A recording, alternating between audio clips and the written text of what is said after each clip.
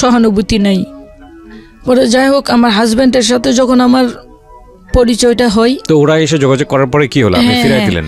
তারা যখন ফ্যাক্টরির গেটে আসতো, এসে আমার ভাই একদিন আমার হাত ধরছে, আমি ধাক্কা দিয়া বাইরে ফালাইয়া দিছি। তখন আমি বলছি যে আমি তোরে চিনি না, কই আসিলি? যখন আমাকে সকাল থেকে এই অনেক সময় স্কুলে যেতে দিত না, আমার কাজ করাইতো, বাইরের বসিয়ারে বসে বসে আমার হুকুম দিত।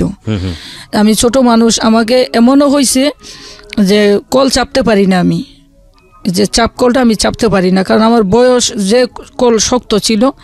আমার ভাইয়ের বউ কী করতো, সবসময়ের জন্য আমাকে দিয়ে কল চাপাইতো। তখন আমি কি করতাম, যদি কল না চাপতাম, তখন ভাইয়ের বউ বলতো যে, আমার বদি বলতো, তো দাদা এলে কিন্তু আজকে বিচার দেবো, তুই পানি এনে দেওস নাই।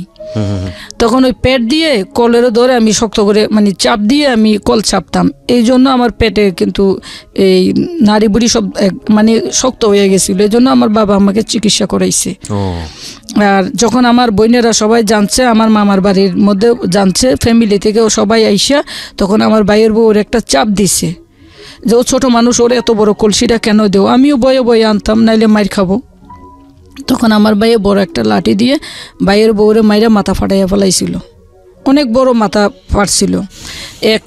এই সময় চেয়ারম্যান পর্যন্ত দেখতে আসছিল। যদি আমার ভাইয়ের বউর পরবর্তী শিখাইয়া দিছে আমার ভাইয়ে। ঠিক আছে, তো আপনি ফেরত দিয়ে দিলেন। তারপরে আপনার ফ্যাক্টরির সামনে থেকে ওনারা কি রিটার্ন চলে গেল? মানে আপনাকে তো নিতেই আসছে। হ্যাঁ, চলে গেছে। ওই সময় কি জানালেন ওদেরকে যে আপনি মুসলমান হয়ে গেছেন? হ্যাঁ, জানতো, এটা পরবর্তী জানছে। আচ্ছা, ঠিক আছে। তারপরে আপনি যার কথা বলছিলেন যে আপনার পরবর্তীতে যিনি হাজবেন্ড হয়েছেন, তার সাথে সম্পর্কের বিষয়টা। জি, পরে যখন আমার স্বামীর সাথে আমার পরিচয় হয়, তখন তারে আমার ভালো লাগে। ভালো লাগলেই সে আমাকে সূরা শিখাইছে, বা মা বাপ সম্বন্ধে তার মানে যথেষ্ট ভক্তি। আর তার মা বাবাও খুব ভালো, আমার শ্বশুর শাশুড়ি খুব ভালো। তখন আমি আমার স্বামীকে নিজেই প্রস্তাব দিছি। আমার স্বামী শুধু আমাকে বারবার বলতো যে আপনি একটা ভালো ছেলে দেখে বিয়ে করেন। তখন আমি আমার স্বামীকে বলছি যে আপনাকেই তো আমার ভালো লাগে, আমি ভালো ছেলে আর কই দেখবো। তখন সে একটা টেক্সটাইল মিলে চাকরি করতো, সুতার মিলে, আর টিউশনি করাইতো। আচ্ছা। তো আমার স্বামী বলছে ঠিক আছে, আপনি যদি বিয়ে বসেন বা বিয়ে করতে চান, আমাকে যদি আপনার ভালো লাগে আমি আপনাকে বিয়ে করব। তখন আপনি করে কথা বলতাম আমরা। আচ্ছা। তখন আমি আমার হাজব্যান্ডকে নিয়ে চট্টগ্রাম ওই যে জামিয়া আহমদিয়া সুন্নি আলিয়া মাদ্রাসায় যাই শুক্রবারে। ওখানে গিয়ে মাওলানা জালালউদ্দিন আল কাদেরী সাহেব, বর্তমান যে উনি আমার পিতা, ওনাকে আমি বলি। বলার পরে উনি বলছে ঠিক আছে, যদি তোমরা দুজন দুজনকে ভালোবাসো তাহলে তোমরা একটা শুভ দিন থেকে বিয়ে করে ফেলো। আর আমার বিয়েটা তখন মাদ্রাসা থেকে দেওয়া হয় নাই। আচ্ছা। তখন আমি বদারাট কাজী অফিসে আমার স্বামী তার মানে পরিচিত সবাইকে নিয়ে ওখানে গিয়ে আমি বিয়ে করি। আচ্ছা। বিয়ে করার পরে আমি কাবিননামা কি বুঝতাম না। কাবিন যদিও কম দিছি, বুঝতাম না আমি কাবিননামা, এখন বুঝি। পরে বদারাট কাজী অফিসে বিয়ে হয়। তখন সুন্নিয়া মাদ্রাসায় আমরা দুইজন যাই, হুজুরদেরকে জানাইতাম। তখন আমার স্বামীকে তারা আঞ্জুমান অফিস থেকে এককালীন কিছু টাকা পয়সা দিতে চাইছে। তখন আমি না করছি, আমি তুমি যদি টাকা পয়সা নাও আমি তোমার ঘর করব না। আমার স্বামীও বলছে যে আমার টাকা পয়সা লাগবে না। টাকা পয়সা কেন নেননি আপনারা? আপনাদেরকে তো সাহায্য করতে চাইছে। আমি আসলে টাকা পয়সাগুলো দিয়ে কি হবে অতটুকু জ্ঞানটা তখন ছিল না। তখন এটাই আসছিল যে আমরা দুজনেই তো চাকরি করি, যেভাবেই হোক দাঁড়িয়ে যাব, মানুষের সাহায্য কেন নিতে হবে? হ্যাঁ, তখন এটা একটা লজ্জা লাগে বা শরম পাইতাম। কেউ যদি টাকা হাততো তখন মানে শরম পাইতাম আমি, এটা ছোট থেকেই লজ্জা লাগতো। তো তারা টাকা পয়সাগুলোর জন্য দিতে চাইছে। আমাদের নতুন বিয়ে হয়েছে বা আমাদের ঘরে তো কিচ্ছু নাই, নতুন সংসার, অনেক কিছুর প্রয়োজন, এজন্যই তারা দিতে চাইছে। তবে একজন লোকে দিছে এগুলা, ওখানের স্থানীয় দুইজনে মিলে, ফার্নিচারের ছিল, মিলা ছিল, তারা দুইজনে মিলে আমাদেরকে একটা খাট, একটা আলনা, তারপরে আরো না একটা খাট আর একটা আলনা দিছিল, লেপ তোষক দিছিল। এতটুকুই আমি ওনাদের কাছে পাইছি। আচ্ছা। তারপরে আমাদের বিয়ের 15 দিন পর্যন্ত আমরা দুজন আলাদা ছিলাম, একসাথে ছিলাম না। আমি বলছি তোমার সাথে তোমাকে ভালো লাগছে, আমি বিয়ে করছি, কিন্তু তোমার গার্জিয়ান নিয়ে আসো, যেহেতু আমি গার্জিয়ান ছাড়া বিয়ে বইছি। তখন আমার শ্বশুর আসে, আইসা আমাকে দেখে পছন্দ করছে, আমাকে টাকাও দিছে আমার শ্বশুর এই সময় 500 টাকা। তো মাইনে নিছে আমার শ্বশুর। পরে বলে যে বউ নিয়ে তুমি দেশে যাইও। তখন আমার হাজব্যান্ড আমাকে নিয়ে দেশের বাড়িতে যাই। আচ্ছা। গেলে আমাকে ওখানে ওরা হিন্দুদেরকে মালাউন বলে, শ্বশুর মানে ওই দেশেই মালাউন বলে। তো মালাউন কারে বলে এটা কিন্তু আমি বুঝি না। তারপরে আমি দেখতাম কি আমার বাসুরের বউ আমাকে মালাউন বলে মানে সব সময়ের জন্য বকা দিত। আমি বুঝতাম না, বকা দিত মানে আমার শাশুড়িরে বলতো যে একটা মালাউন আনছে, কোনো কাজ জানে না, এরকম করে বকা দিত, এরকম করে কথা বলতো। তখন আমার স্বামী এই কথাটা বাহিরেতে শুনছে, শুনলে সে ভিতরে যাই। ভিতরে গিয়ে আমার শাশুড়িরে বলে যে মা, ওটাও তোমার ছেলে, আমিও তোমার ছেলে, আমার ভালো লাগছে, আমি তার বিয়ে করছি। তোমার বড় ছেলের বউ যেগুলা কই এগুলো যদি ও বুঝে তাইলে কি হইব? এটা আমার স্বামী আমার শাশুড়িকে বলে। তখন পর্যন্ত আপনি এই ডাক্তার মানে বোঝেন না? না, আমি বুঝতাম না। যখন আমার স্বামী এ কথা বলছে না তখন আমি টনক নড়ে গেছে। তখন আমি শুনতেছি, খানটা খাড়া করে শুনতেছি। তখন আমার স্বামী আমার রুমে যখন আসছে তখন আমি বলছি যে দাঁড়াও, কি বলছে মালাউন কারে বলে, তুমি এখন আমারে বলবো। একটা জিনিস খেয়াল রাখবেন প্রিয় শ্রোতা, আমাদের কি বলা যেতে পারে একেবারে সমাজ চরিত্র যেটাকে বলে, প্রান্তিক পর্যায়ের মানুষ যারা আছেন তাদের ভেতরের জীবনযাপনের যে প্রক্রিয়া, এই যে এই শব্দ বলে ডাকা বা কাউকে তুচ্ছতাচ্ছিল্য করা, এগুলোর আসলে দায় ধর্ম নেয় না। কারণ সকল ধর্মই বলে মানুষকে ভালোবাসতে, মানুষকে শ্রদ্ধা করতে, মানুষকে শ্রদ্ধা করে পুণ্য কামাতে, সকল ধর্মই বলে এই কথাটা। কিন্তু আমাদের এই যে জাতিগত বিভেদ বা ধর্মীয়গত বিভেদ বা সাম্প্রদায়িক মনোভাব, এগুলোর একটা খুব শক্তিশালী চরিত্র কিন্তু আমাদের জীবনযাপনের মধ্যেই আছে। আমরা যখন কোনো ব্যক্তিগত আক্রোশের মধ্যে চলে যাই তখন এই চরিত্রগুলো ফুটে ওঠে। আমরা যাকে ইচ্ছা বকা দিচ্ছি, যেভাবে ইচ্ছা বকা দিচ্ছি, আমাদের রাগ প্রশমন হচ্ছি, কিন্তু এটা মনে রাখছি না যে যেই জিনিসটা আমি দিয়ে দিচ্ছি কাউকে, ওই জিনিসটা আমার কাছ থেকে আমাকে রিল্যাক্স করলেও আমি কিন্তু কাউকে আমাকে পরবর্তীতে আক্রমণ করার জন্য এরকম একটা কোনো জিনিস তার কাছে জমা দিলাম। মানে বিষয়টা এরকম, ধরেন আপনি কাউকে বকা দিচ্ছেন বা যে কোনো কিছু বলে হিট করছেন, আপনার ভালো লাগছে, এতে আপনার একটু রাগটা প্রশমন হচ্ছে, কিন্তু আপনি কিন্তু তার পরক্ষণে চিন্তাগ্রস্ত, কিংবা আপনাকে অবশ্যই টেনশনে থাকতে হবে এই কারণে যে এই রাগটা কিন্তু আমি ট্রান্সফার করে আরেকজনের কাছে দিলাম, এবং সেটা কোন দিকে রূপ নিবে আপনি কিন্তু জানেন না। এটা কিন্তু নিজের কাছে রাগ গোপন রাখার চাইতেও ভয়াবহ অবস্থা। সুতরাং এই জন্যই দেখবেন যে ওয়াইজ ম্যানরা এই কথাটা বলে যে আপনি রেগে গেলেন তো আপনি হেরে গেলেন। অনেক সময় গাড়ির পেছনে সুন্দর করে লেখা থাকে। কারণটা হচ্ছে রাগ যতক্ষণ আপনার কাছে আছে, কষ্ট যতক্ষণ আপনার কাছে আছে, বা কারোর প্রতি ক্ষোভ যতক্ষণ আপনার কাছে আছে, সেটা নিয়ন্ত্রণ আপনার কাছে আছে। কিন্তু আপনি যখন প্রকাশ করে ফেললেন, আপনি যখন বলে বকে, আমার ভিতরে তো এমনি কষ্ট, যে জন্ম থেকে আমি কষ্ট পাইয়া বড় হইছি। কিন্তু আমার স্বামীর কাছে যখন বিয়ে হয় তখন আমি বাতে পানিও কষ্ট করি নাই। আমার স্বামী কখনো কোনো কিছু খাবার দাবার আমার কাছে হিসাব নিত না। পরে তখন আমি ঘরে এসে প্রতিবাদ করি নাই। তা আমার শাশুড়িকে বলছি যে মা একটা কথা বলি। কই বলো। আমি কইছি আমি কিন্তু মা দেখি নাই জীবনে, আমি এই জীবনের প্রথম কিন্তু আপনাকেই মা বলে ডাকছি। আমার শাশুড়ি তখন কান্না করছে। তখন আমি বলছি যে মা, মানুষে বলে যে শাশুড়ি কখনো মা হয় না, কিন্তু আমি মনে করি যে আপনি আমার শাশুড়ি না, আপনি আমার মা। আমাকে যদি কেউ কোনো কিছু বলে আপনি এটার প্রতিবাদ করবেন, এটা আমার শাশুড়িকে আমি বলছি। পরে আবার যেদিন তার একদিন কি 2 দিন পরে সে আবার বলে, আমি না কোনো কাজ জানতাম না ওই দেশের, মানে বড় বড় পাতিলে ভাত রান্না করে এডি কিভাবে মার গালে। আমার ভিতরে তখন একটাই চিন্তা, আমি যদি কখনো এখানে আসি আমি কিভাবে এত বড় বড় ভাতের পাতিলগুলার মার গালবো, এগুলো আমার শাশুড়িকে বলতাম।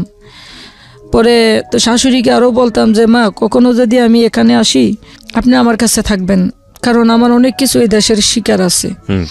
তা আমার বাসুরের বউ ওই দিনও এই রাতে হয়তো সন্ধ্যা 6টা-7টা হবে, তখন আমার শাশুড়ির সাথে ঘরের মধ্যে বসে ভিতরে কাজ করতেছে আর আমারে বকতেছে। আমি কোনো কাজ করি না, আমি কাজ করি কোনগুলা করি, আমি ঘর ঝাড়ু দিতে পারি, তারপরে যে এই কুটা বাছা করে দিতে পারি, পাটায় বসে মরিচ বাড়তে পারি না, কারণ এগুলো আমি জানি না।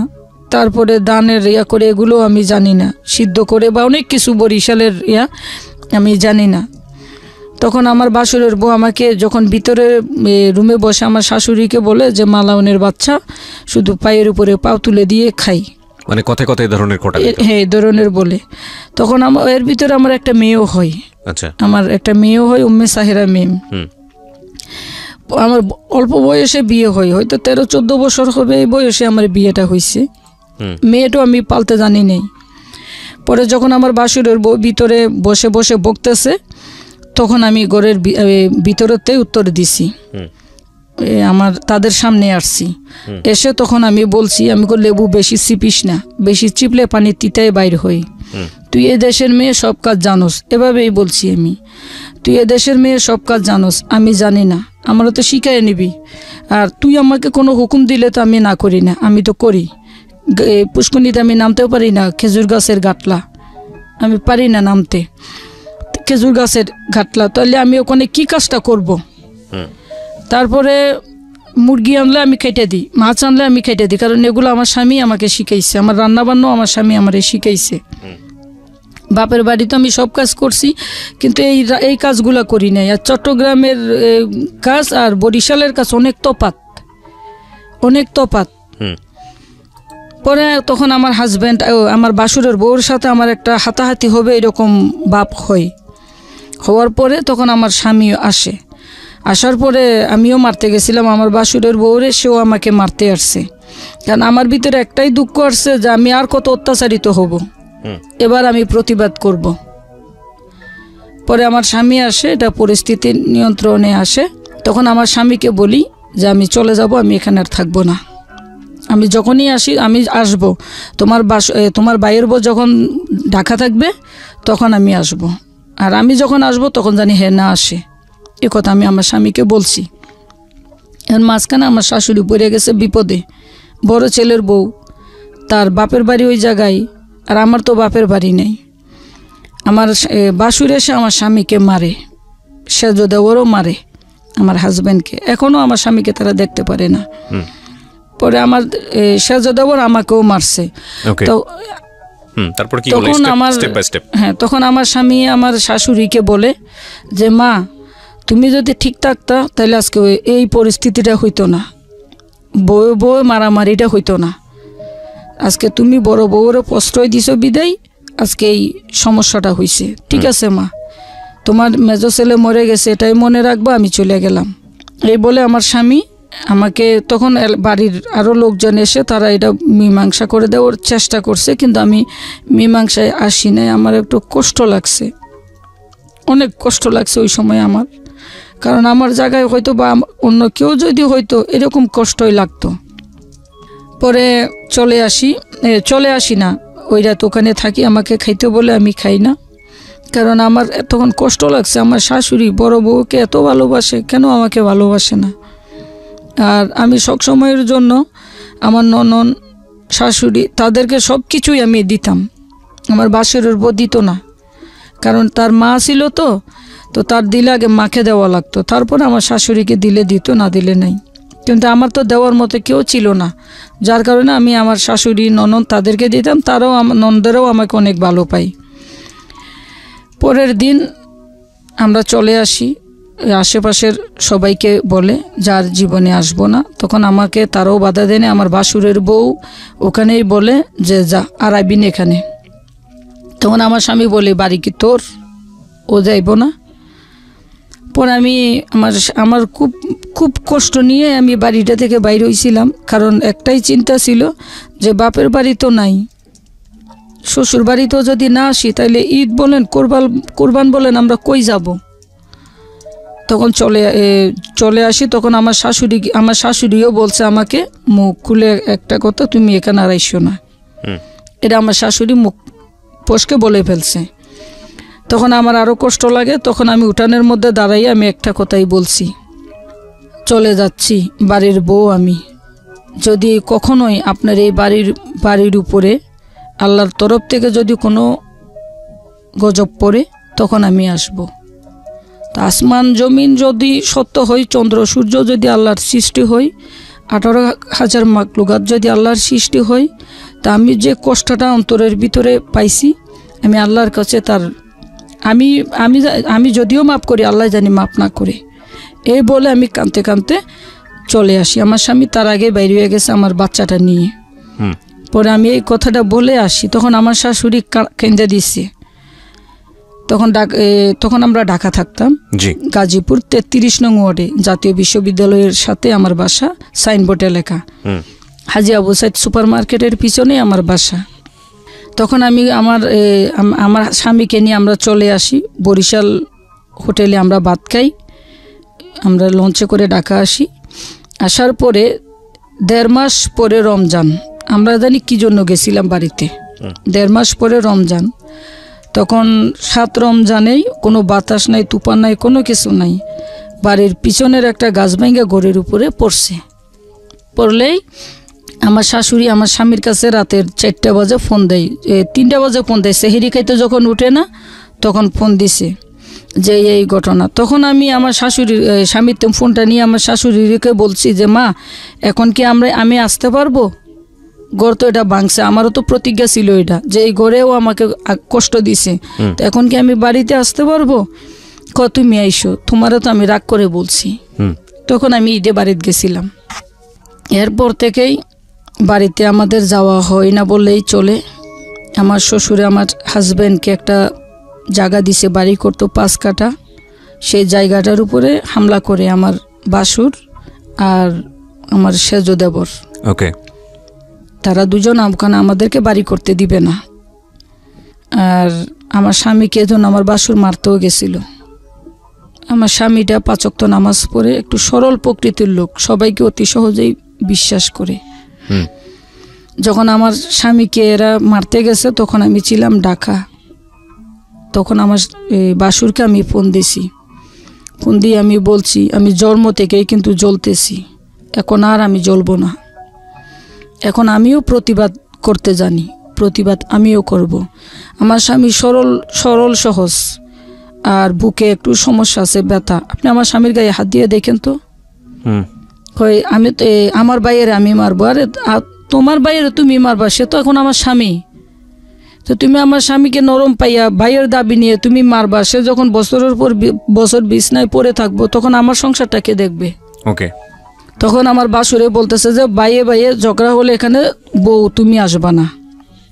তখন আমি বলছি, আমার নন্দেরও বলছে যে আমার মেজো ভাইয়ের বউই ঠিক আছে, আমার মেজো ভাইয়ের সরল পাইয়া শুধু আমার বড় ভাই মারতে যাই, পনির ছোট সেও মারতে যাই। তখন আমার নন্দেরও আমার সাপোর্টে আসছে। আর আমার শাশুড়ি কিন্তু এখন আমাকে অনেক ভালোবাসে, নিজের মেয়ে। আমি ওই বাড়ির বউ পরিচয় দিই না, মেয়ে পরিচয় দিই। তো তখন আমার বাসুর আর মারতে যায় না, আমি গাড়িতে উঠতেছি, আমার বাসুরেরে বলছি হয়তো বাঁচবো হয়তো মারবো, কারণ আমি জন্ম থেকে বহুত মাইর খাইছি, এখন আর অন্যায় আমি মাইনে নিব না। তখন আর মারামারি হয় না। মাওলানা, বাড়ির মাওলানা ছিল একজন, সে আমাকে ফোন দেয় যে সালমা তোর আশা লাগবে না। তখন আমি আর যাই না। পরে বাড়ির মধ্যে আমাদের কোনো ক্যাশ ক্যাপিটাল নাই, অ্যাকাউন্ট, ব্যাংক ব্যালেন্স এরকম কোনো ক্যাশ ক্যাপিটাল কিন্তু আমাদের নাই। যা আমরাই করছি শ্বশুর শাশুড়িকে দিছি, আর যে বাড়ি আমার শ্বশুর আমাদেরকে বাড়ি করতে দিছে সে জায়গার মধ্যে গাছ লাগাইছি, মাটি ফলাইছি এই। আর আমার প্রতি মাসে 2-3 হাজার টাকা আমার পিছে অসুখের মধ্যে লাগেই, আমি একটু অসুস্থ বেশি হই। এ কারণে আমরা কোনো টাকা পয়সা, গার্মেন্টসের চাকরি তো আর কত জমানেই যাই। পরে আমার হাজব্যান্ড যদি কোনো অসুস্থ হয় বা আমি যদি কোনো অসুস্থ হই, শ্বশুর বাড়ি থেকে কিন্তু কোনো সাপোর্ট আমরা পাই না। আমাদেরই যত কষ্ট হোক নিজেদেরই করা লাগে। পরে আমার স্বামীকে বলি যে তুমি ওই জায়গার আশা ছাইড়ে দেও। তখন আমার শ্বশুরও বলে যে আমি ওই জায়গা আমার মেজো ছেলেরে দিছি, মানে আমার স্বামী মেজো, কেন আমরা জায়গা ছাইড়ে দিব, তোমরা কেন জায়গা ছাড়বা, ওখানে বাড়ি করো। তো বাড়ি করতে গেলেই তো সমস্যা, আমাদের গাছ কাটা পালাই বা অনেক রকম অত্যাচার আমার স্বামীর উপরেই করে। তাইলে আমি ওই বাড়ির বউ, এটা এই বাড়ির ছেলের উপরে যদি এত অত্যাচার করে, বউর উপরে কি করতে পারে তারা। তখন আমি এই 1-2 বছর আগে আমি শ্বশুর বাড়িতে যাই, অনেক বছর পরে শ্বশুর বাড়িতে আমি যাই। গেলে আমার স্বামী, আমার বাচ্চা, আমার মিম আর আমার ছেলে হ্যাঁ ছেলে হয়েছে, ছেলে ছিল তখন ছোট 6 মাসের মনে হয় আমার ছেলেটার বয়স, আমার একটা ছেলে হয়। তখন আমি যাই শ্বশুর বাড়িতে, সহজে যাই না, কারণ গেলেই ওদের অবহেলাটা না আমাকে আরও কষ্ট দেয়। তো 14-15 বছর ধরে গাজীপুরে আছি, তো আশেপাশে সবার একটা মানবতা বা ভালোবাসায় এটাই বাড়িঘরের মতোই হয়ে গেছে, যদিও ভাড়া করে থাকি আমি। পরে যখন আমরা শ্বশুর বাড়িতে যাই তখন আমাদের ওখানে এলাকার চেয়ারম্যান আছে, মন্টু চেয়ারম্যান নাম। ওই চেয়ারম্যানে আমার বাসুরে আমার স্বামী সবাই মিলে একটা ঘরোয়াভাবে বিচার হয় ওই জায়গা নিয়ে। আমি সেই বিচারে উপস্থিত থাকি। এর মধ্যে আমার বাসুরে আমার শ্বশুরের গায়ে হাত তুলছে, বাপেরে মারছে আমার বাসুরে। তখন চেয়ারম্যানে বিচার করছে যে আমাদের জায়গার বিচার নিয়েই কিন্তু ওখানে বিচারটা। চেয়ারম্যানে বিচার করছে আমাদের ওই জায়গা থেকে আমার বাসুর দেবরও জায়গা পাবে, আর আমার বাসুর দেবরও জায়গা পাবে, আর আমার শ্বশুরের মারছে সরি বলতে। তখন আমি এটা প্রতিবাদ করছিলাম যে আপনার কি বিচারটা হইছে? কই তুমি কে? আমাকে বলে তুমি কে? তখন আমার স্বামী বলতেছে যে আমার ওয়াইফ। পরে হয়তো তোমার বউ কেন কথা বলে, বেড়াদের মধ্যে তোমার বউ কেন কথা বলে? তখন জায়গা আমরা ছেড়ে দিলাম। এই বলে আমি আমার স্বামীকে নিয়ে, শ্বশুরকে নিয়ে আমি আমার শ্বশুর বাড়িতে চলে আসি। রাত যখন 11টা বাজে, না তখন বিচার শেষ হয়, চেয়ারম্যান মনে বাড়ি থেকে যাইতে পারে নাই, তখন তারা দাও লইয়া আমার স্বামীরে মারতে আইছে। আমার স্বামীরা আমাদেরকে মারবে, আমার বাসুর আর সেজ দেবর স্বাস্থ্য বাসুরের নাম হচ্ছে শেরালি, আর তার বউ সহ। আইরে মালাউন বলে যে তখন আমাকে বকতেছে, মানে খুব বিশ্রী বকা আমাকে বকতেছে। আমি গ্রাম অঞ্চলের এত বকা জানিও না, তারা আমাকে বকতেছে। আমার মেয়েকে শুধু বলছে কানে আঙ্গুল দিয়ে রাখো। পরে আমার শ্বশুরে আমাদেরকে ভিতরে দিয়া, ভিতরে দরজা আটকাইছে, আমার শ্বশুর বারিন্দার দরজা আটকাইয়া বাহিরে লাঠি একটা নিয়ে দাঁড়াইয়া রয়েছে। কে আই বিআই আমার মেজাজ। আমার স্বামীটা আসলে একটু কথা কম বলে, খুব সরল, খুব সৎ, রাস্তা দিয়ে হাইটা যাবে, তার পকেটে একটা টাকা নাই, যদি সে 1 লাখ টাকাও পায় ওখানে হাত দিবে না। কারণ আমি স্ত্রী হিসেবে বলি যে আমার স্বামী আসলে প্রশংসার যোগ্য। পরে তারা তখন আমি 999-এ ফোন দিই। আমার মেয়ে আমাকে বলে, মা তুমি এখন 999-এ ফোন দিও, নাহলে আমাদেরকে মারবো। তখন আমি 999-এ ফোন দিই। 999-এ ফোন দিলেই রাজাপুর থানায় ফোন করে 999 থেকে আমি বলছে দেখেন আমরা 4টা জীবন খুব বিপদমুখর আছি, আপনারা হয়তো 5-10 মিনিটের মধ্যে যদি আমাদেরকে পুলিশ সাপোর্ট না দেন তাহলে হয়তো বা আমরা নাও থাকতে পারি। আর তখন পুলিশ আসে, চেয়ারম্যানের ফোন দেয়, সেটা আমাকে থানা থেকে এক বড় অফিসারে বলছে, এটা আমি নামটা বলবো না। পুলিশে চেয়ারম্যানের ফোন দেখো আপনি বিচার যে করছেন ওই বিচারও তো এখন কুবাকুবি হবে। তখন আমরা যাচ্ছি। তখন মন্টু চেয়ারম্যানে বলে, রাজাপুর বড়ইয়া গ্রামের 5 নং বড়ইয়ার মন্টু চেয়ারম্যানে বলে যে আপনারা আসবেন না, থানায় বলে দেয়। কিন্তু এই মন্টু চেয়ারম্যানের ভাই আরেকজন আছে, ওনার নামটা আমার মনে নেই, উনি খুব ভালো, মনির চেয়ারম্যান, উনি যথেষ্ট ভালো মানুষ। এবং আমার লাইফে আমি এরকম সৎ চেয়ারম্যান দেখি না। উনি উপজেলা চেয়ারম্যান এখন, অনেক ভালো উনি। তো আমাদের এই বিষয় নিয়ে উনিও একবার বিচার করছিল। আচ্ছা। পরে পুলিশ ওই মন্টু চেয়ারম্যানের কথা শুনে নাই, পুলিশ ওখানেই আসছে। পুলিশ আসিয়া তাদেরকে হাতে নাতে পুলিশ অনেক কিছু প্রমাণ পাইছে। পুলিশে বলছে আপনারা আর মারামারি করেন না, এরা সকালবেলা ঢাকা চলে যাবে, এদেরকে যাইতে দেন। সকালে আমার ঘুমেই ভাঙে নাই, দরজাটা খোলা, এরা আবার এসে সেম রাইতের পরিস্থিতি। তখন আমি আবারও থানায় ফোন দিই। ফোন দিলে আমার স্বামী ভিডিও করে রাখে যে তারা যে মারতে আসে বা কি হাতে নেই এগুলা ভিডিও করতেছে, আমি থানায় ফোনে কথা বলতেছি। তখন আমার দেবর আর বাসুরে বলে আমি তো এই কথাটা এখানে বলতে পারবো না, খুব খারাপ একটা কথা, অশ্লীল কথা হলে প্রয়োজন নাই। তখন আমার মেয়ে বলে যে বাবা মামার বাড়ি নেই, ঈদ বলো কোরবান বলো আমরা কোথাও যাইতে পারি না, সকালে 11টা বাজে স্কুলে যাই, 4টা বাজে আসি, এই পর্যন্তই আমার যাওয়া আসা। ভাগ্যটা কেন এত খারাপ? আমার মেয়েটা কিন্তু অনেক জ্ঞানের, কয় ভাগ্যটা, একটা মানুষের ভাগ্যটা এত খারাপ। তখন আমাকে বলে যে মা এরকম ভুল তুমি কেন করলা? ওখানে আমার শ্বশুর অনেক কাঁদে, শাশুড়িও কাঁদে। এমন ভুল তুমি কেন করলা, যে ভুলে আজকে তোমার ভুলের কারণে আজকে আমাদের সে মাসুল দেওয়া লাগতেছে। 7-এ পড়ে তো মোটামুটি নিজে কবিতা বানাইতে পারে, গান বানাইতে পারে, গজল বানাইতে পারে, অনেক বুঝে। আজকে তুমি মুসলমান হয়েছো বিদায় আমি আমার বাপের ঘরে হয়েছি, আমার মামার বাড়ি নেই, দাদার বাড়ি থাকেও এখন নাই, ঢাকা যাবার জীবনে এখানে আসবো না। তখন পুলিশ আসে, এসে আমাদেরকে ওখান থেকে নিয়ে যায়। গিয়ে আমি আবার রাজাপুর থানার মধ্যে এফআইআর করে ওখানে একটা থানা থেকে মামলা করে সে মামলা কোর্টে নিয়ে আমি মামলা চালাই। বর্তমানে আমার বাসুরে সবাই যারা আমার স্বামীর উপরে বেশিরভাগ অত্যাচার আমার স্বামীর উপরেই করতো। আমার স্বামীর উপরে, আমার উপরে বা আমাদেরকে যে কষ্টগুলো দিত, শ্বশুর বাড়িতে গেলে একটা আতঙ্কে থাকতাম, কোন দিক থেকে ইয়ানি কোনো বাসুরের বউ বা কেউ আমার চুল ধরে বা আমার গায়ে নিয়ে হাত দেয়, এরকম একটা আতঙ্কে থাকতাম। গাজীপুরের মধ্যে আমার যে অবস্থাটা, বহুত কষ্টে আমি অনেক দিন যাবৎ জিপারে কাজ করি। আর মোটামুটি গাজীপুরে যারা কন্ট্রাক্টর আছে তারা আমাকে সব সময়ের জন্য কাজ করলো না করলো অফিসে গেলে 200 টাকা 300 টাকা আমাকে খরচ দেয়। সোয়েটারের মধ্যে নিয়ম, অফিসে গেলে 200 টাকা হাত খরচ কন্ট্রাক্টরেরা দেবেই। কারণ আজকে হয়তো বা আমার 200 টাকার কাজ হয় না, কালকে আমার 1000 টাকার কাজও হতে পারে, এজন্য দেয়। বা অনেককে দেয় না, কিন্তু আমার কন্ট্রাক্টরেরা আমাকে দেয়, জানে আমি অর্থনৈতিকভাবে অত সচ্ছল না।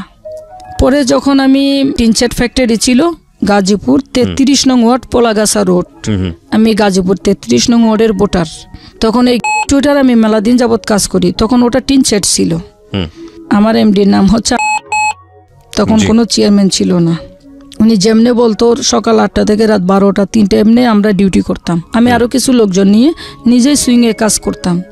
তো ওনার ফ্যাক্টরিটা যখন এই 7 তলা একটা ফাউন্ডেশন হবে এরকম শুনি ওনার কাছে, তখন আমি স্যারের বলি যে স্যার আপনার ফ্যাক্টরি যদি 7 তলা হয়, আমি তো অনেক বছর যাবৎ কাজ করতেছি, তা আপনি আমাকে কন্ট্রাক্টরি দিয়েন। কয় আচ্ছা ঠিক আছে, ফ্যাক্টরি আগে হইয়া লোক। ফ্যাক্টরিটা যখন 7 তলা হয় তখন আমার বাবুর বয়স 6 মাস, আমি কাজ করি না, আমি বাসায় থাকি, খুব কষ্ট করে চলি। এমডি আমার বাসায় আসে, কতগুলো রিপ্লেট ছিল হাতে। কয় সালমা তুই তো এই এলাকায় অনেক বছর, আর তুই হিন্দু থেকে মুসলিম হইছ, সবাই তোকে বিশ্বাসও করে, ভালো জানে, তুই আমার ইলেকশন কর।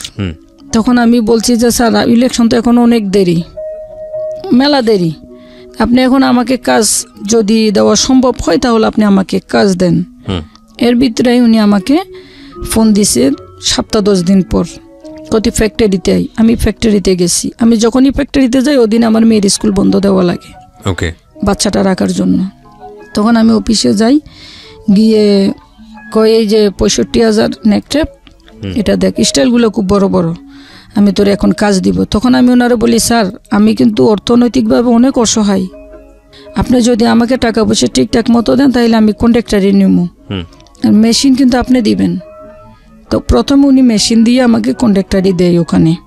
আমি কিছু আগে যে কাজ করছি অনেক শ্রমিক পরিচিত আছে, সবাইকে আমি ফোন দিয়েছি, আর সবাই আমাকে বিশ্বাসও করে, তারা আসে কাজ ধরে। তো 2-3 দিন অফিস থেকে আমাকে খরচ দিছে, 2-3 দিন পরে আর দেয় না, খরচ দেয় না। তখন আমার স্বামীকে বিরক্ত করি যে টাকা দেও, পোলাবেনেরও খরচ দেওয়া লাগবো।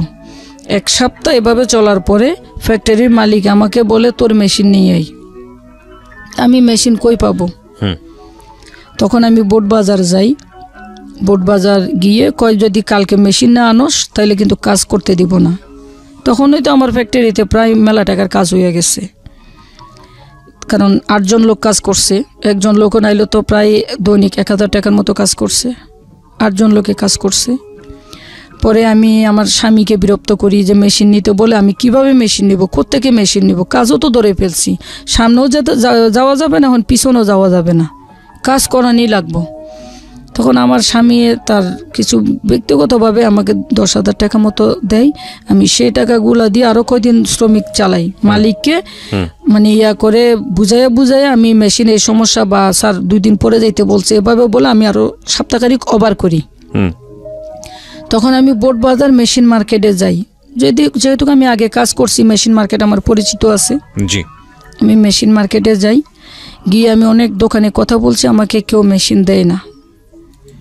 তখন আমি আমার এক কন্ডাক্টর ছিল বুলবুল, আমি সে বুলবুল ভাইয়ের কাছে যাই, গেলে বলি যে বুলবুল ভাই আপনারা তো জানেন আমি হিন্দু থেকে মুসলমান হয়েছি, তো আমি অর্থনৈতিকভাবে খুব কষ্টে আছি, আর আমার টাকাও নাই যে আমি অ্যাডভান্স দিয়ে মেশিন নিব, ভাই আল্লাহর কাছে পাবেন আমাকে কিছু মেশিনের ব্যবস্থা করে দেন। তখন বুলবুল ভাইয়ে আমাকে 4টা মেশিন ওখান থেকে ভাড়া নিয়ে দেয় তার রিক্সে। আচ্ছা, এতদিন আমার কাজ করছস, আমিও চাই তুই বড় হ।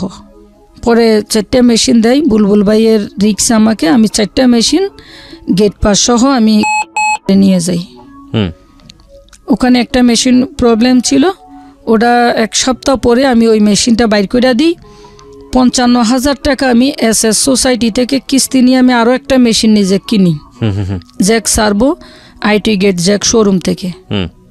পরে আমি বিল জমা দিলে তখন আমি আমার শ্রমিকরা কাজ করে, আমি ওই যে 55,000 টাকা যে কিস্তি নিছি ওখান থেকে টাকা দিয়ে শ্রমিকদেরকে টাকা দিছি, 70,000 টাকা আমি সুদে নিছি। জি, এগুলা আমাকে আমি পরিস্থিতি বা মানে শিকার হয়ে আমি এই টাকাগুলো নিছি। 70,000 টাকা আমি সুদে নিয়ে আমার শ্রমিকদেরকে আমি বিল দিই। এর ভিতরে ইলেকশনও চলে আসছে, ইলেকশনে ফেল করার পরে উনি টাকা পয়সা দিতেই চায় না, সে অসুস্থ হয়ে মেডিকেলও ছিল। পরে এখন দাঁড় করতে করতে এলাকার মধ্যে দাঁড় করে শ্রমিকগুলারে বিল দেওয়া লাগে, বিভিন্ন মানুষের হাত পাও ধরে টাকা আইনা। তো এইভাবে আমি প্রায় 2-3 লাখ টাকা মতো এলাকার মধ্যে দেনা হইয়া যাই, কিস্তিয়ে সুদে দাঁড়ে সব মিলাইয়া। আমি এখন কিস্তি দেওয়া আমার বন্ধ, কিস্তিও দিতে পারি না এখন। পরে যখন আমি একবারে দেওয়ালে পিঠ ঠেকে যাই, তখন আমি MD স্যারের কাছে সরাসরি গেছি, এতদিন যাওয়া যায় নাই, ইলেকশনে ফেল করছে। তখন আমি বলছি যে স্যার স্বর্ণরূপা খারাপ বলে স্বর্ণকারের দোকানে যাই, জিপুত খারাপ বলে বাপের বাড়ি যাই, আমার তো কোনো সাইড নেই স্যার, বাপ হইলেও আপনি, মা হইলেও আপনি, সব কিছুই আপনি স্যার, গরিব মানুষ, ব্যবসা ধরছিলাম, বিপদে পড়ে গেছি, কেউ টাকা পয়সা ধার দিতে চায় না স্যার, আমাকে লাখখানিক টাকা দিতে বলেন, আমি অলরেডি 3-4 লাখ টাকা অফিস থেকে পাবো। আমি যখন এই টাকা চাই 5,000 টাকা আমাকে দেয়। আচ্ছা, যেখানে আমার টাকার প্রয়োজন হয় 1-2 লাখ, সেখানে আমাকে টাকা দেয় 5,000, 10,000। 10,000 টাকা দেয় চেম্পারে, আবার উনি কি জানি একটা এভাবে চাপ দেয়, আমি এভাবে একটা আওয়াজ হয়, আমারে এভাবে ইশারা দেয়। তখন আমি ওনার চেম্পারে যাই, করতো আমার বিল টাকা নিচ্ছে, আমি কো স্যার 10,000 টাকা দিচ্ছে স্যার, এই টাকায় কী হইব? আমার 2,000 টাকা দেয়, কালকে নিস। তো ওনারে 2,000 টাকা দিই। এটা গার্মেন্টসের MD, সে শ্রমিকের 500 টাকা বেতন কাটে। Very bad. ওকে। পরে উনি শ্রমিকের 500 টাকাও কাটে, 1,000 টাকাও কাটে, আর সুপারভাইজারদের 5,000 টাকাও কাটে। তো সেখানে আমার কাছ থেকে 1-2,000 টাকা কোনো ব্যাপারই না। পরে উনি যখন আমি ওনার কাছে টাকাটা বারবার চাইছি, স্যার 10,000 টাকায় কী হয়, তখন কয় ঠিক আছে তুই কালকে টাকা নিস। কালকে তো ওনার কাছে যাওয়া যায় না 2,000 টাকার জন্য, আর গেলে উনি বুঝতো যে 2,000 টাকার জন্য আসছে বা 5,000 টাকা নিছে এটার জন্যই আসছে, উনি চেম্বারে অ্যালাউ করতো না। এই 6 তলার মধ্যে যে হেড অফিস, আমাদেরকে হেড অফিসে ঢুকতে দেওয়া হইতো না। অথচ ওই ফ্যাক্টরির কন্ডাক্টর আমরা, আমাদের আন্ডারে 10-12 জন, আমার আন্ডারে 10-12 জন লোক কাজ করে। যে ফ্যাক্টরি থেকে আমি 4 থেকে 4.5 লাখ টাকার বিল জমা অলরেডি দিয়ে দিছি, সেই অফিসের ভিতরে হেড অফিসও আমার ঢুকতে দেওয়া হয় না। আর শুধু আমি না, কোনো পাওনাদার হেড অফিসে অ্যালাউ করে না, শুধু আমি। কাছে খুবই লজ্জা লাগে, একটা মালিক তার চেম্বার থেকে আমাকে যে ঘাড় ধরে ধাক্কা মেরিয়া ফেলাইয়া দিছে, এটা প্রত্যেকটা অ্যাকাউন্টিং, মার্চেন্টাইজার সবাই দেখছে, সবাই দেখে মাথাটা নিচু করে দিচ্ছে।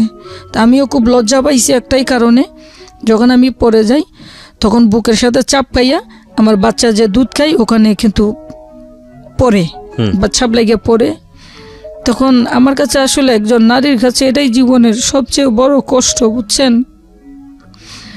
যখন পেটের তাগিদে আমরা কাজ করি, আমরা নারী উদ্যোক্তারা কিন্তু এরকম জায়গায় জায়গায় লাঞ্ছিত হই। আমি ওনা দিয়ে ওগুলো মুছে দিই, আর খুব কষ্ট বড় মন নিয়ে আমি ওখান থেকে আমার শ্রমিকদের কাছে আমি আসি। এসে আমি তাদেরকে বলি আমাকে আর 2-3টা দিন তোমরা সময় দাও, তোমরা কাজ বন্ধ করো না, তোমরা কাজ চালিয়ে যাও, কারণ কাজ বন্ধ করলে আমার ক্ষতি। তখন আমাকে একটা দিব যে কাজ বন্ধ করছে, কন্ডাক্টর বাইর করে দিছি, ভাইগো আমি অনেক টাকা দেনা করছি, তোমরা কাজ বন্ধ করো না। তখন একটা শ্রমিক খুব প্রবলেমে ছিল, আমি ওর জন্য আমার বাকি দোকানদারের কাছে গিয়ে হাত জোর করে যে ভাই আমার এখন এমন পরিস্থিতি, কাজও ছাড়তে পারবো না, কাজ বন্ধও করতে পারবো না, আমাকে 10,000 টাকা দেন। তখন এই টাকাগুলো নিয়ে আমি আমার শ্রমিকদের ওই লোকটারে দিই, যে লোকের বউ বাচ্চা পেটে মেডিকেল সিজার হচ্ছে, আমি তারে নিয়ে দিই। আর আমার এখানে যারা কাজ করতো তারা আসলে খুব অসহায়, গরিব, তারা আমি যদি তা করে বিল দিই তাহলে তারা বা রুম ভাড়া বা খাবার খরচ এগুলোই তারা বহন করে। কিছু কিছু গরিব অসহায় নারীও আমার ওখানে কাজ করছে, নারী পুরুষ দুজন, মানে সবাই কাজ করছে। তো আমি তাদেরকে যখন এগুলো বুঝাইতেছি, আর আমার স্বামীকে ফোন দিয়ে দোকানদারের কাছে আমি বলে আসছি, আমার স্বামী 10,000 টাকা নিয়ে আসছে, ওই লোকেরে আমি ওই অপারেটরের দিই। তখন আর একটা মেয়ে ছিল, স্বামী নাই, খুব অসহায়, মেয়েটা খুব কাঁদতেছে। তখন আমি বলছি আমার স্বামীর বেতন হইলে আমি ওই টাকাটা তোমারে দিব, আচ্ছা তুমি কাজ করো বোন, তোমরা কাজ করো। 2-3টা মেয়ে খুব অসহায়, ওরা, তোমরা কাজ করো বোন, কাজটা বন্ধ করো না।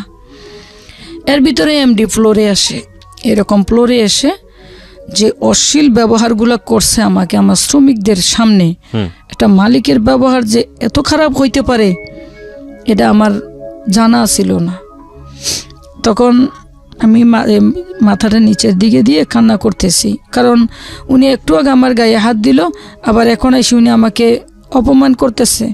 আসলে আমার টাকা পয়সা নাই বিদায় অফিসের টাকাটা আমার খুব প্রয়োজন ছিল, ওই মুহূর্তে আমি ঘরে বাজার করি না, তারপরেও আমি শ্রমিকদেরকে খরচটা দেওয়ার চেষ্টা করছি।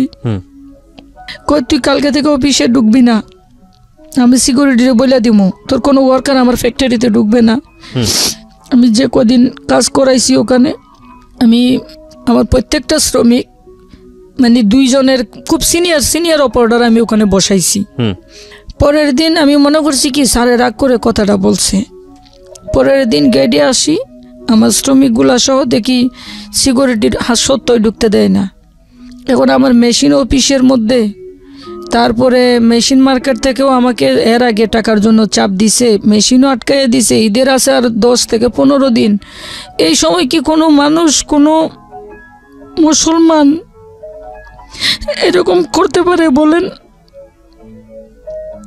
7-8 জন লোক গেইডে, তারা আমার গায়ে হাত দিছে প্রকাশ্যে, তারা আমার ধাক্কাইছে, আপনি এখান থেকে চলো যান, আমার শ্রমিকদেরকে ধাক্কাইছে। তখন আমি সন্দেহ করছি, আমার শ্রমিকগুলারে সরাইয়ে দিছি, ছেলেগুলারে, মেয়েগুলা ছিল সাথে। তখন ওরা আমাকে ধাক্কাইতেছে, এখান থেকে চলে যান। আমি বলছি এটা সরকারি রাস্তা, আমি কেন এখান থেকে চলে যাব? এখানে আমি এই এলাকার ভোটার, এখানে দাঁড়ানোর অধিকার আমার আছে। আসলে কি ওদের তো, ওরা তো এলাকার স্থানীয়, ওদের কাছে কোনো মানবতা জিনিসটা নাই। তখন আমি ওখান থেকে চলে আসি, তাও আসতাম না।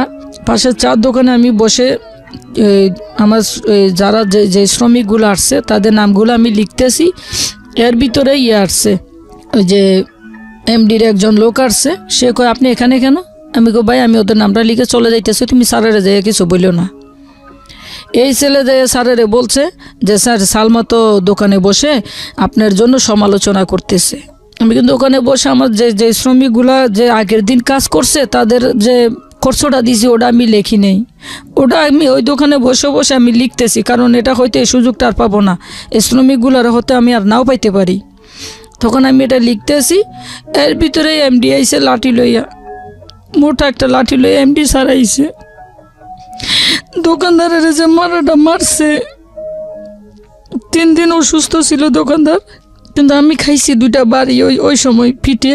আমি লজ্জায় কাউরে বলি নাই, কারণ এই এলাকায় আমি 15 বছর, আমি একজন নারী উদ্যোক্তা, একটা মালিক আমাকে মারছে, এই কথাটা আমি কিভাবে বলি বলেন? এই কথাটা আমি বলতে পারি নাই। আপনাদের তো উইমেন চেম্বার অফ কমার্স আছে, অন্যান্য প্রতিষ্ঠান আছে, থানা পুলিশ আছে, আপনি সেখানে যাননি কেন?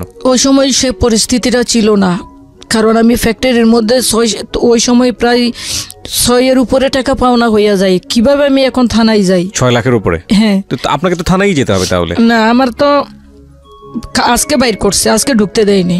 হ্যাঁ, এই গ্যাঞ্জামগুলো তো আজকে হইতেছে। হ্যাঁ, তারপরে কি করলেন আপনি? তারপরে আমি এই মায়ের খাইয়ে আমি ঘরে আসি, আমার মেয়েকেও বলি নেই, শুধু আমার স্বামীকে রাইতে বলছি যে মিমের আব্বু কি করতাম, আমি তো ওর জন্য থানা পুলিশ করে পারবো না। তো মিমের ভাবে বলতেছে যে থানা পুলিশ করে পারবো না, একটু ধৈর্য ধরো, টাকা দিয়ে দিব, যেহেতু গায়ে হাত দিছে। তো আমি বলতেছি আমি কালকেও যাবো, গিয়ে দেখি টাকা দেয় কিনা। তখন আমি এলাকার কিছু গণ্যমান্য লোক দ্বারা তারও বোঝানোর চেষ্টা করছি, যার কিছু না হোক বা আমি একজন নো মুসলিম হিসেবে আমাকে মানবতা দেখাই আমার টাকাগুলো আর মেশিনগুলো দিয়ে দিতে বলেন। পরে ওনারা বোঝানোর চেষ্টা করছে। আর আমাদের ইয়ার কাছে গেছিলাম, কাউন্সিলরের কাছে, সে বলতেছে যে আমি ওর কাছে আমি কোনো কিছু বলতে পারবো না। আমি আপনি তো শুনছেন আমাকে মারছে, আপনি তো শুনছেন আমাকে মারছে। আমার স্বামী বলতেছে কই দেখো আগে, যেহেতু গায়ে হাত দিচ্ছে টাকা দিয়ে দিতে পারে।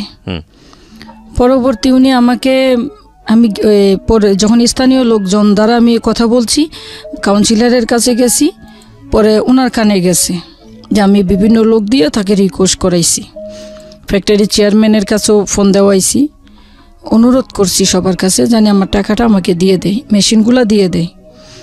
পরে উনি আমাকে ডেট দিল যে ঈদের 2 দিন আগে, যে সব ফ্যাক্টরি যখন ছুটি দিয়ে দেয় 2-3 দিন আগে, ওই সময় যাইতাম, খোঁজখবর রাখতাম, আমাকে 1 লাখ টাকার চেক দিবে।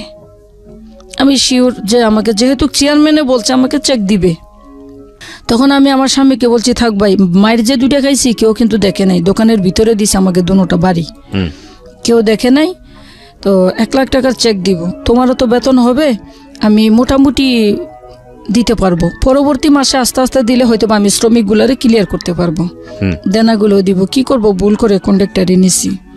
পরে ওনাদের ডেট অনুযায়ী আমাকে অ্যাকাউন্টসে ফোন দেয়। আচ্ছা, ঈদের 2 থেকে 3 দিন আগে অ্যাকাউন্টসে ফোন দেয়। ফোন দিয়ে বলে যে আপা আপনি কই? আমি কইছি ভাই বাসায়। আপনার জন্য 1 লাখ টাকার চেক দেওয়া হয়েছে। তো 1 লাখ টাকার যখন চেক দেওয়া হয়েছে, আমাকে ঠিক আছে ভাই আমি কখন আসবো? কই আপনি 12টার দিকে আসেন, দুপুর 12টার দিকে। আমি এখন ব্যাংকে আছি। আমি দুপুর 12টার দিকে ফোন করছি, তখনও উনি বলে যে আমি ব্যাংকে আছি, সে তখন অফিসের মধ্যেই ছিল।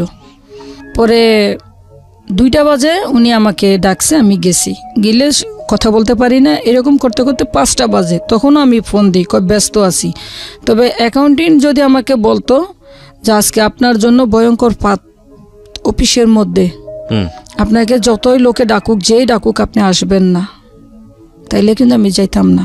কিন্তু আমি অ্যাকাউন্টিংকে অনেক শ্রদ্ধা করতাম। তো সে নামাজ কালামও পড়তো, আসলে পাপে বাপেরে সারে না, তার শাস্তি হয়তো সে এখন পাইছে। পরে রাইতের যখন 11টা বাজে, তখন সিকিউরিটি বলে আপনাকে ভিতরে ডাকে।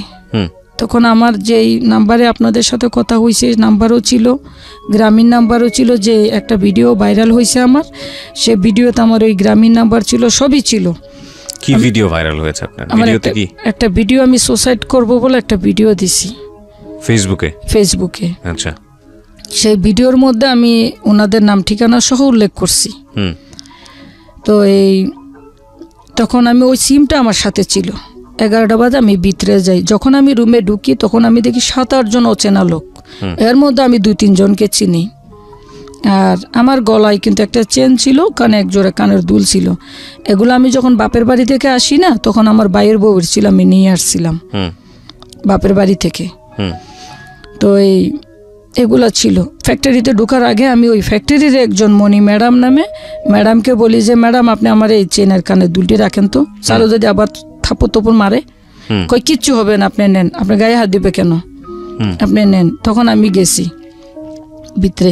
ভিতরে যাই, যখন আমি পরিস্থিতিটা নিচতলায় দেখে আমার সন্দেহ হয়, কারণ আমি একজন নারী উদ্যোক্তা, মোটামুটি আমি দেখে তো কিছু অনুভব করতে পারছি ওখানে।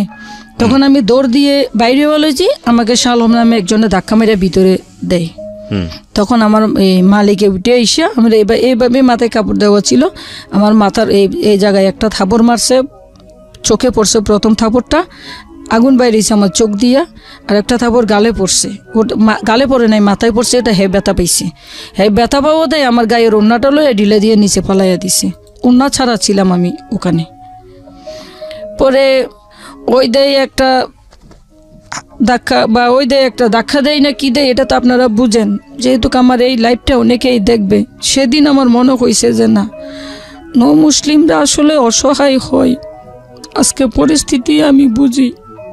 আমার ভিতর অনেক কষ্ট ছিল যে আমি টাকা পাবো, ঠিক আছে, সে তো আমাকে অন্যভাবে শাস্তি দিতে পারতো, সে আমার গায়ে হাত দেওয়াটা আমি মেনে নিতে পারবো না।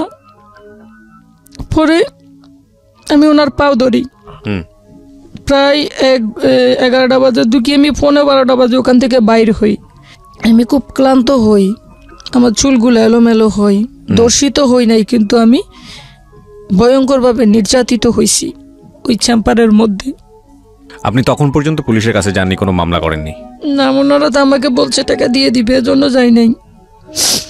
পরে আমি ওই চেম্বার থেকে দৌড়াই, ওনার পাও ধরি। উনি বলে যে এইরকম কয়েকটা মেয়ে গণধর্ষণ করে মেরে ফেলা আমার জন্য কোনো ব্যাপার না। গাজীপুরের মধ্যে এমন কোনো কেউ নাই আমার বিচার করব। অমুক এসপি আমার আত্মীয়, অমুক অফিসার আমার এই, অমুক অফিসার আমার এইরকম হুমকি মানে কথা ওখানে বলছে আমারে। আমি মেয়রের বেডরুমে যাইয়া বসি, ড্রয়িং রুমে না। আমার চিনস তুই, আমি জোতা নিয়ে ঢুকি, এই মেয়রের রুমে জোতা নিয়ে ঢুকি। তুই আমার জন্য বিভিন্ন লোকের কাছে যাই, আমার বদনাম করস। আসলে কিন্তু বদনাম করি না, আমি অনুরোধ করছি। পরে আমি ওনার চেম্বার থেকে যখন দৌড় দিয়ে বাইর হই, ওনাটা আমার হাতে ছিল তখন। ওনাটা আমার হাতে ছিল, আমি দৌড়াইয়া যখন বাইর হই, ওই বিলের কফিগুলো পকেটে ছিল। দৌড়াইয়া বাইর হই, একটা কপি হাতে ছিল, সে গেট খুলেন, স্যারের যাইতে বলছে আমাকে, আমার বাসায় সমস্যা হয়েছে। তখন আমি বাইরেই, আমি বাসায় আসি না। আমার স্বামীকে একটা ফোন দিই, ফ্যাক্টরি থেকে না হইলেও আমি 500 গজ দূরে যাইয়া ফোন দিয়ে আমি বললাম যে আমি থাইকা নাই সুখ, মরলো নাই দুঃখ, জীবন যুদ্ধে বহুত যুদ্ধ করছি, কিন্তু তোমার বেতনটা কেন এত কম? যে বেতনে তুমি আমার সংসারটা চালাইতে পারো না, যার কারণে আমার কাজ করা লাগে। বাচ্চা দুটো নিয়ে তুমি ভালো থেকেও, আমি যদি কোনো অপরাধ করি তুমি আমার ক্ষমা করে দিও। এই বলে আমি বোটবাজার জাজর হইয়া আমি ওইদিকে একটা রেল স্টেশন পাই। আমি রেল স্টেশনে গিয়ে, আমি রেল লাইনে গিয়ে আমি শুয়ে থাকি।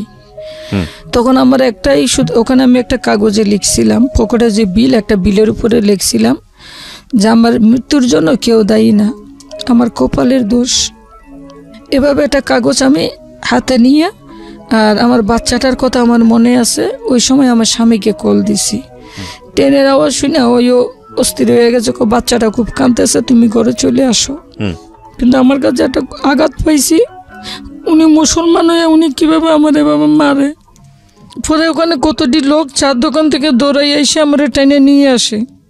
তাদেরকে আমি বলছি যে শর্টকাটভাবে বলছি যে ভাই এই ঘটনা ফ্যাক্টরির মধ্যে এই করছে আমাকে। তখন ওনারাও বলছে যে বোন, ও লোকটা তো ভালো না, খারাপ, উনি ওনার শ্রমিকদেরকেও লাঠি দিয়ে পিটাই।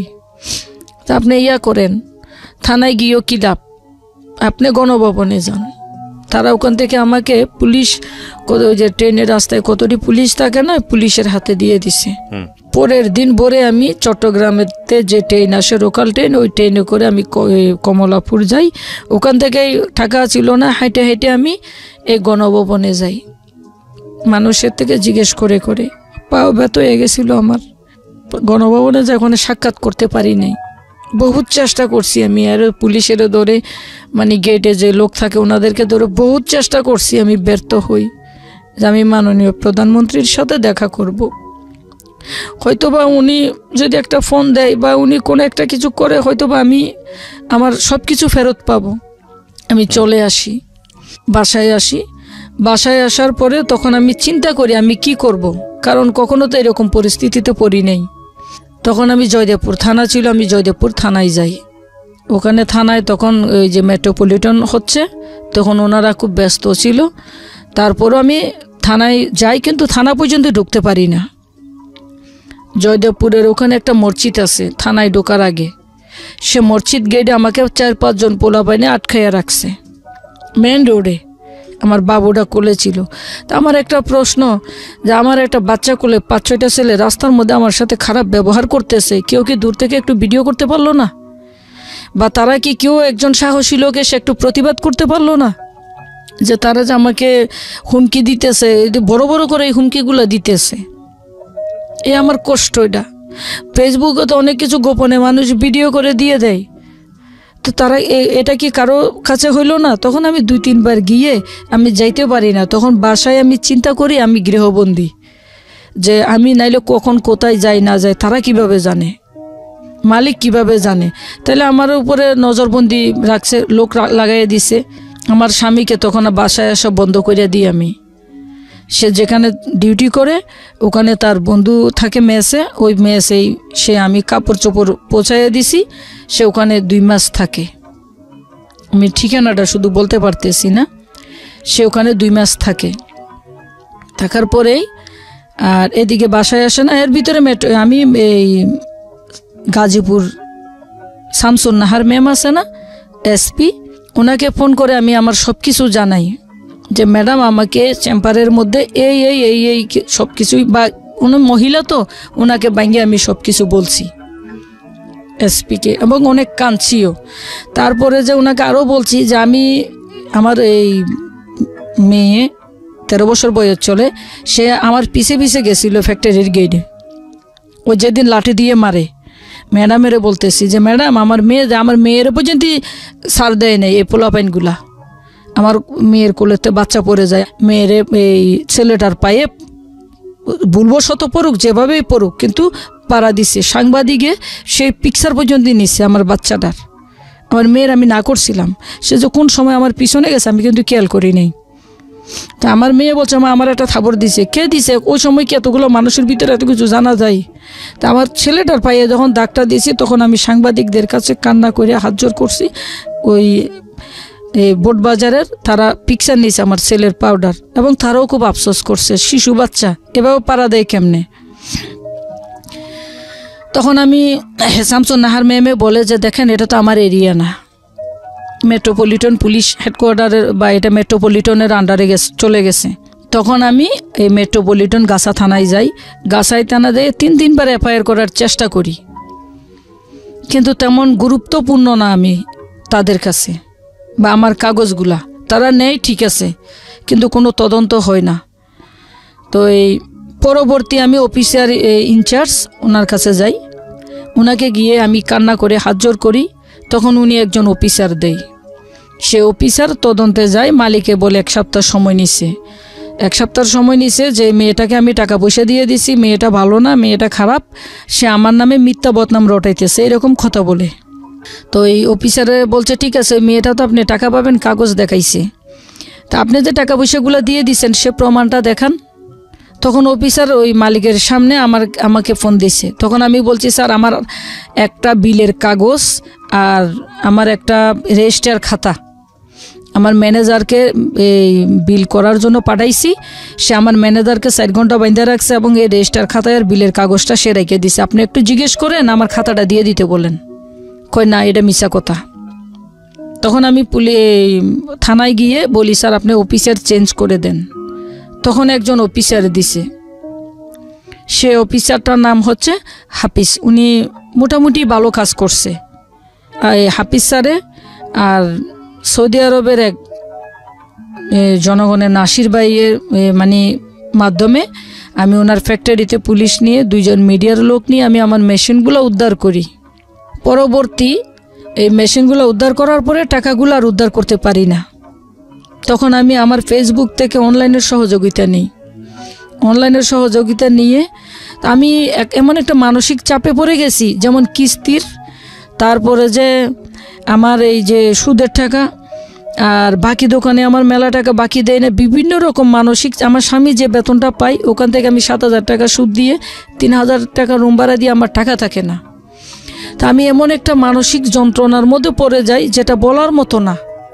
তখন আমি ফেসবুকে আমার অনলাইনে কিছু ভিডিও দিই, এবং এর ভিতরে একটা ভিডিও আমার ভাইরাল হয়, যে ভিডিওটার মধ্যে আমার উল্লেখ ছিল যে আমি আর বাঁচতে চাই না। 18 কোটি জনগণের কাছে আমার একটাই প্রশ্ন, আমাকে কোনো হিন্দু নির্যাতন করে নাই, আপনাদের মতো একজন মুসলিম শিল্পপতি দ্বারা আমি সামাজিকভাবে, শারীরিকভাবে, মানসিকভাবে নির্যাতন হই। এই ভিডিওটা সাথে সাথে ভাইরাল হয়ে গেছে যে আমি যদি সুসাইড করি তার জন্য কিন্তু অমুক অমুক অমুক অমুক দায়ী। এই ভিডিওটা আমার ভাইরাল হয়। তারপর আমার জন্য সাইবার ক্রাইমে উনি মামলা করে, আমার মালিক সাইবার ক্রাইম থেকে আমাকে ফোন দেওয়া হয়। সেখানে আমি বলি যে আমাকে আর মানসিক চাপ দিয়ে না, অলরেডি আমার মাথার সমস্যা, আমি সকালে কি দিয়ে ভাত খেয়েছি দুপুরে মনে থাকে না, বা আমি এখন আমার কোনো কিছু মনে থাকে না, আমার মাথাটা 24 ঘন্টা ব্যথা থাকে। আমি এই কাগজ নিয়ে আসছি এখানে, আমি কতবার ডাক্তার দেখাইছি মাথার, আমি আশা করি নাই যে আমি খুব ধর্মকে ভালোবেসে কিন্তু আমি ইসলাম ধর্ম গ্রহণ করছি, কিন্তু ইসলাম ধর্মের একজন লোক আমাকে এভাবে অত্যাচারিত করবে এটা আমি কল্পনাও করি নাই। আমি 7-8 বার পুলিশ হেডকোয়ার্টার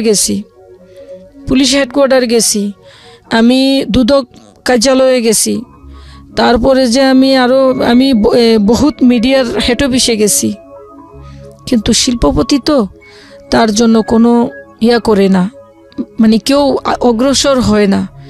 তা আমাকে অনেকেই বলছে প্রবাস থেকে যারা প্রতিবাদ করে বা ভালো ভালো ব্যবসা করে, এ ধরনের কিছু ভাইয়ে আমাকে বলছে আপনি FM রেডিওতে যান, আপনি FM রেডিও, আমার ওই ভিডিওর মধ্যে আমার নাম্বার দেওয়া আছে, আপনি FM রেডিওতে যান।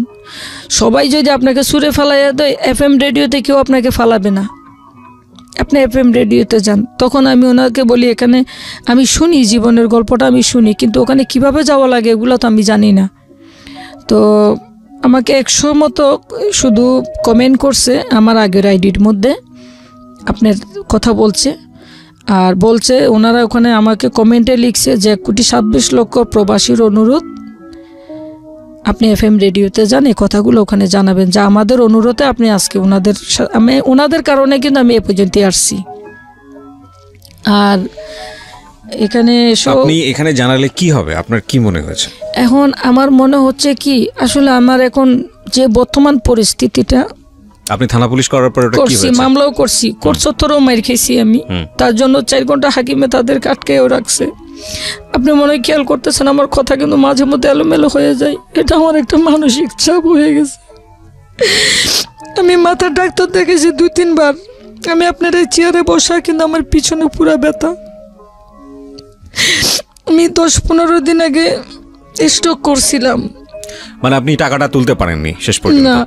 এখন দেখেন, আমি আপনাকে যে কথাটা বলি সেটা হচ্ছে যে আপনি বলেছেন, আপনার কথাগুলো আমরা প্রচার করেছি, বাট আমাদের অনুষ্ঠানের নিয়ম অনুযায়ী এটা আমরা সবসময় বলি, আমাদের ডিসক্লেইমারের জায়গাতেও আছে, এটা একপাক্ষিক কথা, এবং এই একপাক্ষিক কথার জায়গাতে এটা সত্য না মিথ্যা সেই জাজমেন্টে আমরা কখনোই যাই না, কারণ আপনি যাদেরকে নিয়ে বললেন তাদেরকেও এখানে অনেক কিছু বলার আছে, এবং সেই জায়গাটাও আমরা ওপেন রাখি সবসময়।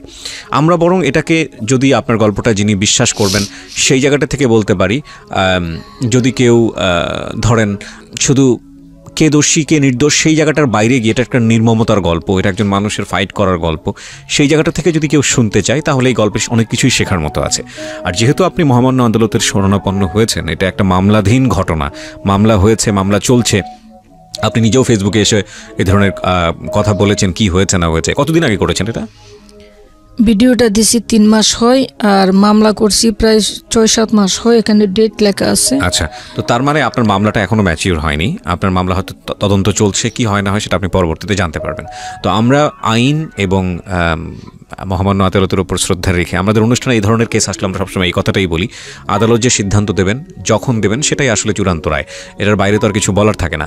তো সেই জায়গাটি থেকে আমরা আস্থা রাখতে চাই। কিন্তু আপনি যে গল্পটুকু বললেন, এই গল্পের জায়গাটাতে আমি একটা জিনিস পজিটিভ দেখেছি, যে জীবন যুদ্ধে আপনি হার না মানানো একজন মানুষ, এবং আপনি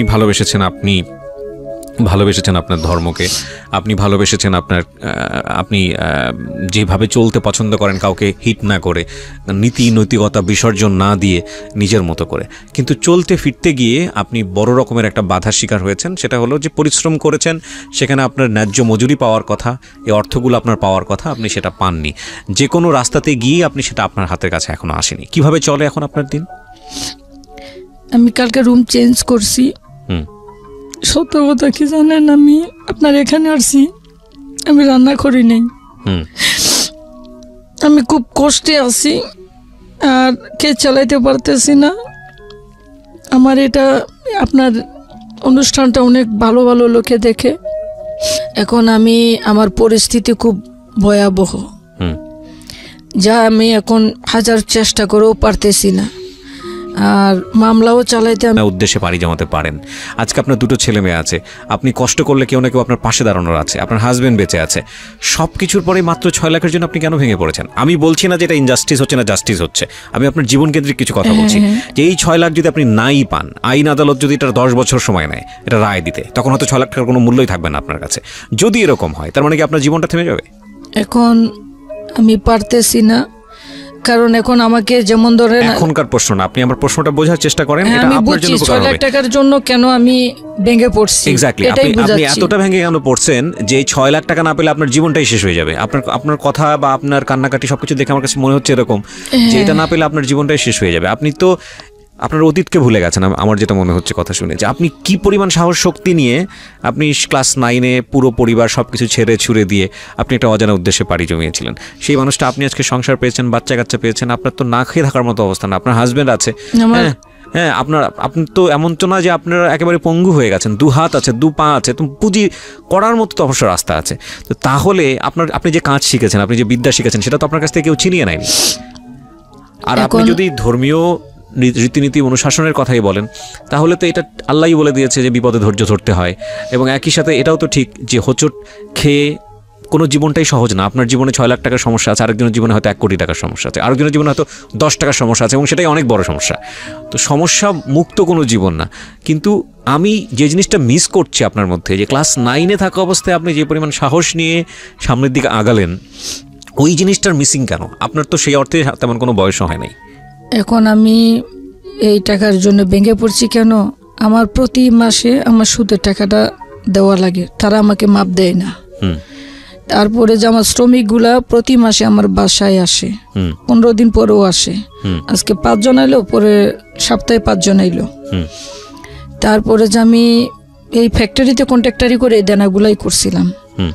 তারপরে কিস্তির অফিস থেকে আমার জন্য কয়েকদিন পর পরেই আমাকে ডাকে, আপনি কিস্তি চালাইতে পারেন না, আমি কিভাবে চালাবো? তারপর যে দোকানে আমি এত বছর বাকি খাইছি, উনি বাকি দিতে চাই না।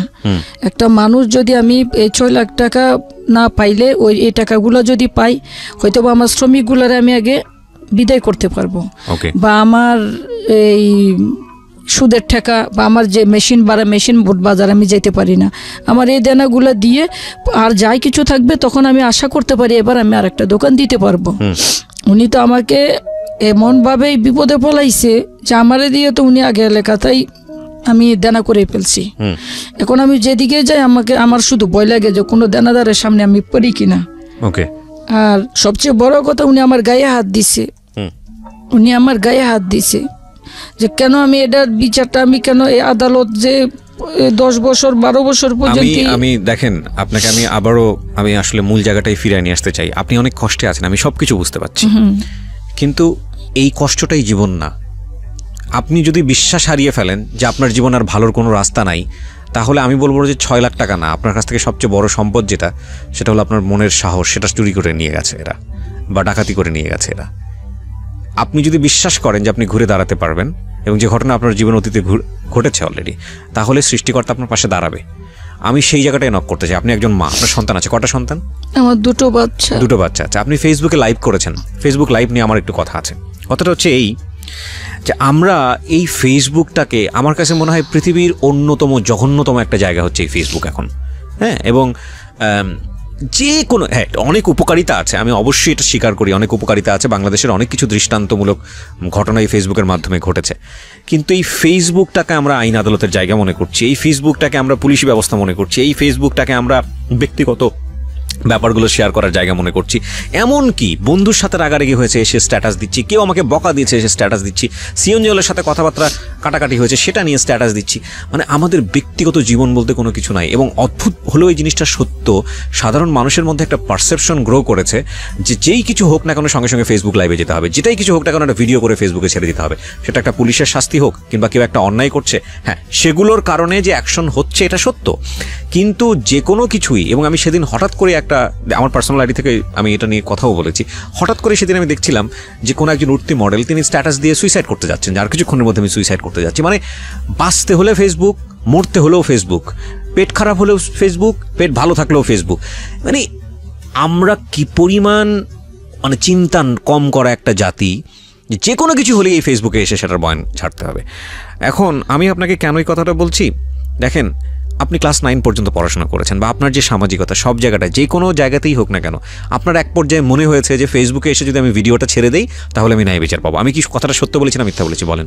হ্যাঁ, সত্য বলছেন। সত্য বলছি। আমি পাশাপাশি এটাও আপনাকে জিজ্ঞেস করতে চাই, আপনি কি জানেন যে আপনি যখন লাইভে এসে সুইসাইড করার কথা বলেছেন বা যাদের নামে অভিযোগ করেছেন, এটা এক ধরনের কি বলা যেতে পারে, যেহেতু আপনি অভিযোগ করেছেন তাদের নামে, তারা কিন্তু চাইলে আপনার নামে সাইবার ক্রাইম এগেইনস্টে এটা মামলা করতে পারে। করছে না? করছে। এবং এটাকে আপনি জানতেন আগে থেকে যে ফেসবুক এরকম ভাবে তাদের নামে বললে আমার নামে একটা মামলা হতে পারে? আমি জানতেন কিনা শুধু এটুকু বলেন। হ্যাঁ, না, এটা আমি জানতাম না। এই যে দেখেন, আমরা যখন একটা জিনিস করি তখন সেটার রিয়াকশনটা কি দাঁড়াতে পারে এটা আমরা চিন্তা করি না। বাংলাদেশে সাইবার ক্রাইম অ্যাক্ট যেটা, সেটা খুব শক্তিশালী একটা আইন আছে বাংলাদেশে।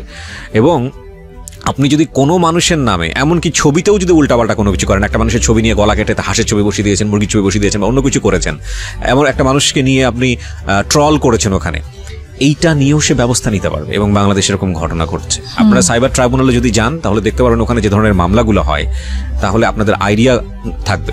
এবং এটা আমি বাংলাদেশ সরকারকে সাধুবাদ জানাই যে এটা খুব যুক্তিযুক্ত একটা কাজ হয়েছে, কিন্তু এটার প্রয়োগটা যে কত ভয়ানক রকমভাবে হচ্ছে এটা কিন্তু আমরা অনেকেই জানি না।